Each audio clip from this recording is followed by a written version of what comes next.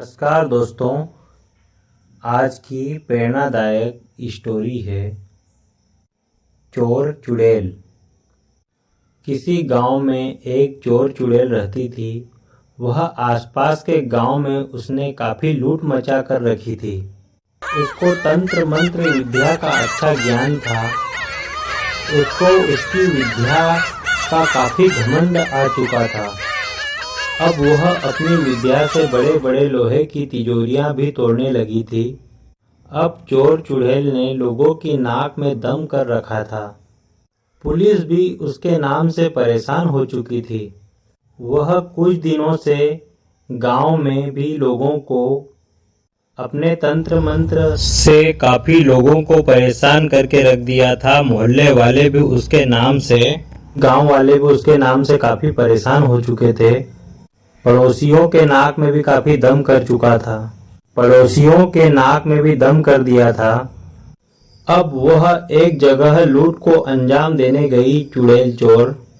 तो पड़ोसी ने पूरी जानकारी दे दी। ने पूरे पुलिस विभाग को सूचना पहले से ही दे दी थी। पुलिस को चोरी की खबर के बारे में जानकारी लग गई थी, तो पुलिस पहले से ही तैनात हो चुकी थी।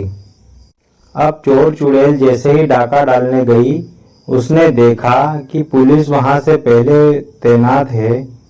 वह पुलिस विभाग को देखकर जंगल के रास्ते में चली गई। जंगल में एक रामू नाम का लड़का गया था घूमने। रामू नाम के लड़के ने चोर चुड़ैल की काफी तारीफ सुनी थी, उसके तंत्र मंत्र विद्या के बारे में।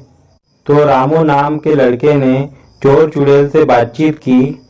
रामू ने उसकी चोरी की वारदात वह जादू के बारे में काफी सुना था। रामू ने चोर चुड़ैल की तारीफ की। वह बोला कि आप मुझे जादू दिखा सकते हो। अब रामू ने चुड़ैल की इतनी तारीफ कर दी थी कि वह ना कह भी नहीं पा रही थी। चोर चुड़ैल ने घमंड के नशे में बोला, जी हाँ, बिल्कुल दिखा सकती हूँ। चोर चुड़ैल, बताओ किस प्रकार से जादू दिखाऊं। रामू के सामने एक हड्डियों का ढांचा सामने दिख रहा था, परंतु वह ढांचा किस जानवर का है यह नहीं पता था। अब रामू ने बातों बातों में कह दिया कि आप इस कंकाल को जीवित कर सकती हो। क्या आप इसे जोड़ सकती हो? क्या इसको जीवित कर सकती हो? चोर चुड़ैल, जी हाँ, बिल्कुल। रामू, रहने दो, पता नहीं किस जानवर का है ये कंकाल। चोर चुड़ैल को उसकी विद्या का घमंड था, बहुत नशा था। वह जोड़ने लग गई। रामू डर के मारे जाता हूँ, मुझे तो डर लग रहा है। और रामू पेड़ों के पीछे जाकर छिप गया। रामू चुड़ैल को बोल के गया कि मैं तो छुप के ही देखता हूँ, मुझे तो डर लग रहा है। चुड़ैल ने जैसे हड्डियों को जोड़ा, वह शेर की थी। अब भयानक शेर सामने प्रकट हो गया और जीवित होकर गरजते हुए चुड़ैल और अपनी विद्या से कुछ कर पाती। शेर इतनी देर में तो उसे खा गया।